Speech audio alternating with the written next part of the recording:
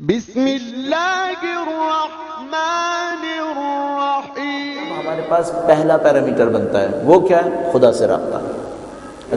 طاقت کا پوائنٹ یہی ہے، جو بھی دشمن ہوگا، جو بھی اللہ کے نظام کے خلاف، دین کے نظام کے خلاف، حق کے خلاف کام کر رہا ہے، اس نے دیکھ لیا ان کے ساتھ یہ ہے، تو وہ کیا کرے گا؟ یہاں سے باہر نکال دے گا، رابطہ نہ رہے۔ اچھا، اب رابطہ نہیں رہے تو کیا رہے گا؟ وہ چاہے گا کچھ حرکات رہیں، اعمال رہیں، رابطہ نہ رہے، تو ظاہری ساری چیزیں باقی رہیں گی، اندر سے رابطہ ختم ہو چکا ہوگا۔ اگر ہم رابطے کو ایک بہت بڑے لیول کے اوپر لے کر جائیں تو ہم اس کو علم عرفان کہتے ہیں۔ تو وہ کیا کریں گے؟ علم عرفان کی جگہ مصنوعی عرفان لے کر آئیں گے۔ تاریخ میں مسلسل یہ کام ہوا ہے۔ مثلا کبھی ایسے لوگ آ گئے جنہوں نے یہ کہنا شروع کر دیا، ہم ایک ایسے مقام پر پہنچ گئے ہمیں عبادتوں کی ضرورت نہیں ہے، انہوں نے دعویٰ کر دیا۔ بڑے تھے، بہت بڑی تعداد تھی جنہوں نے یہ کہنا شروع کر دیا تھا، ہم عبادتوں کو کرتے کرتے ایک ایسے مقام پر پہنچ گئے اب ہمیں عبادتوں کی ضرورت نہیں ہے۔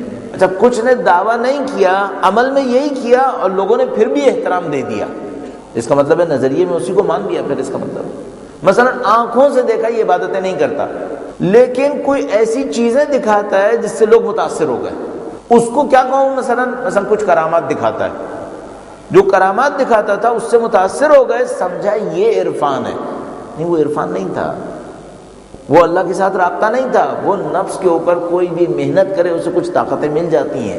آپ اپنے اندر نفس کے اوپر کچھ مخالفت کر لیں، آپ کو کچھ نہ کچھ نصیب ہونا شروع ہو جائے گا۔ اگر کوئی صرف اتنا ہی کر لینا، جو نہیں کیجیے گا ورنہ کچھ اور نہ ہو جائے کہیں کہ مثلا آپ اپنے سونے کی مقدار کو آدھا کر لیں، آپ کو کچھ نصیب ہو جائے گا، لیکن فائدہ کچھ نہیں ہوگا، اس سے خدا نصیب نہیں ہوگا، کوئی طاقت مل جائے گی اور کچھ نہیں ہوگا۔ جو دوسرے مذہبوں کے اندر، ہندو مت کے اندر، عیسائیت کے اندر یہ جو طاقتیں ان کو مل جاتی ہیں، بعض اوقات جس کو دیکھ کر ہم مسلمان چلا اٹھتے ہیں کہ یہ اگر حق پہ نہیں ہے تو یہ سب کیسے کر لیتا ہے۔ مثلا کسی اپاہج کو دیکھے گا، وہ کچھ کرے گا کہ وہ چلنا شروع ہو جائے گا، تو ہم حیران رہ جائیں گے کہ یہ کیسے کر لیا اس نے۔ یہ سب طاقتوں کے ذریعے سے ممکن ہے، اور ان طاقتوں کو حاصل کرنے کے لیے وہ جو نفس کو مار رہے ہوتے ہیں وہ قابل تصور نہیں ہے۔ مثال کے طور پر عیسائیت کے اندر ان معاملات میں آگے بڑھنے کے لیے کیا کرنا ہوگا؟ انہوں نے کہا بھائی پہلا کام تو آپ کو یہ کرنا ہوگا کہ آپ کو شادی نہیں کرنی ہے۔ اچھا، دین خدا نے یہ کہا تھا؟ نہیں، امپوز کیا اپنے اوپر کہ ہاں یہ کریں گے۔ اچھا، یہ جو چیز امپوز کی ہے کہ کوئی انسان یہ کہے میں اپنی اس خواہش کو ماروں گا، اگر واقعاً اس کو کرے، واقعاً مارے، آج کل تو پتہ چل رہا ہے کہ نہیں، وہ ظاہر سے کہتے ہیں ماریں گے، اندر کچھ اور کر رہے ہوتے ہیں۔ اگر کوئی واقعاً اسی کو کل کرے، اس پر بھی کچھ نہ کچھ مل جائے گا، لیکن فائدہ کچھ نہیں ہے، یہ خدا نہیں ہے، یہ خدا نہیں ہے، یہ صرف طاقت ہے۔ بالکل ایسے ہی جیسے آپ کے سامنے ایک ہندو مت کا ماننے والا کھڑا ہو کہ زمین سے 6 فٹ بلند ہو کے دکھا دوں گا، ہاں دکھا دے گا، وہ کوئی مشکل نہیں ہے۔ اگر کوئی نفس کے اندر اپنی خواہشات کو مارنے پہ آ جائے تو یہ بھی کر لے گا، صرف ایک بتانے کی خاطر کہ کیا کیا کرتے ہیں ان چیزوں کو حاصل کرنے کے لیے۔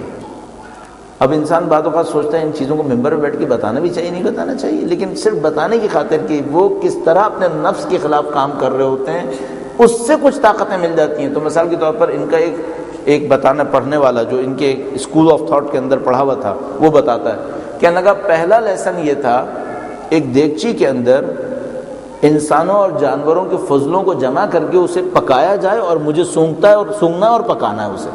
انسانوں اور جانوروں کے فضلوں کو ایک دیگچی میں رکھیں، اسے نیچے سے پکائیں، اور وہ کہہ رہا ہے کہ مجھے سونگتے رہنا ہے اور پکاتے رہنا ہے اسے، اور یہ کام پورے دن کرے گا، اس طرح اپنے نفس کے خلاف کام کرے گا۔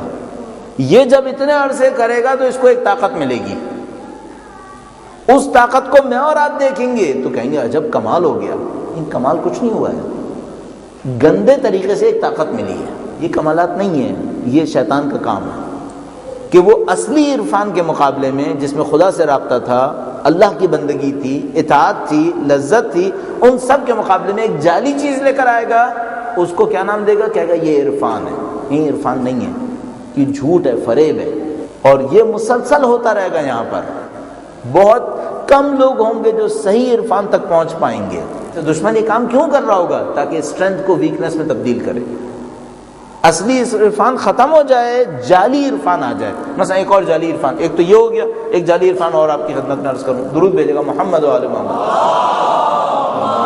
صلی علی محمد و آل محمد وعجل فرجہ۔ اہل بیت لوگوں کے درمیان زندگی گزارتے تھے، لوگوں کے درمیان زندگی گزارتے تھے، جس طریقے سے سب زندگی گزارتے تھے اہل بیت بھی زندگی گزارتے تھے۔ ایک جعلی عرفان آئے گا، وہ لوگوں کو ایک ایسی زندگی میں مبتلا کرے گا جو عام زندگی نہیں ہوگی، عام زندگی نہیں ہوگی، دیکھتے ہی کوئی کہے گا بھائی یہ کچھ اور ہے، لیکن وہ اس کام کو کس نام پہ کر رہا ہوگا؟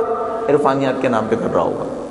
ایک ٹپیکل حال حلیہ بنائیں گے، ایک خاص حال حلیہ بنائیں گے جو لوگوں کے حال حلیے سے بالکل مختلف ہوگا، اور اس کو سمجھ رہے ہوں گے کہ یہ عرفانیات ہے۔ یہ جو میں آپ کی خدمت میں عرض کر رہا ہوں، یہ ساری مثالیں میرے ذہن میں ہیں کہ دنیا کے کس ملک کے اندر عرفان کے نام پہ یہ ہوا، یہ ہوا اور یہ ہوا، اس طرح سے ہوتا رہا۔ اب آپ کو اور مجھے دیکھنا پڑے گا اہل بیت نے ہمیں کیا دیا ہے، جو اہل بیت نے دیا ہے وہ ہمیں لے کے چلنا ہوگا، یہ ہمارا چیلنج ہے۔